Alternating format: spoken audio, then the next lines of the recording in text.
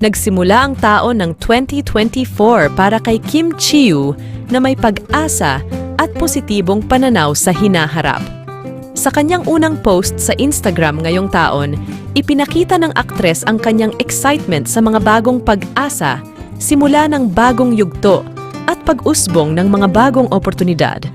Sa likod ng kanyang masalimuot na paghihiwalay kay Zian Lim, ang kanyang nobyo sa loob ng 12 taon, muling bumangon si Kim na puno ng saya at pagmamahal.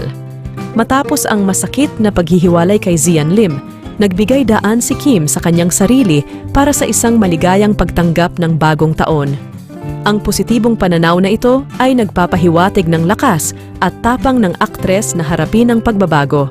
Sa kabila ng mga pagsubok, nakikita ang kanyang determinasyon na magkaroon ng fresh start. Sa kanyang pagiging malaya mula sa nakaraang relasyon, marami sa mga tagahanga ni Kim ay umaasang si Paulo Avellino ang magiging bagong pag-ibig sa kanyang buhay.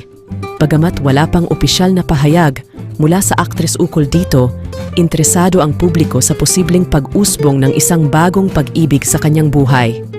Sa kabuuan, ang unang post ni Kim Chiu sa Instagram para sa year 2024 ay naglalaman ng positibong enerhiya, pag-asa at pagmamahal.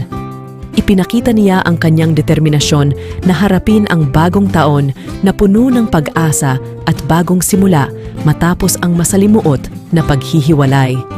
Ang pagbubukas ng bagong kabanata sa kanyang buhay ay nagdudulot ng excitement at pag-aasam sa mga darating na pagbabago.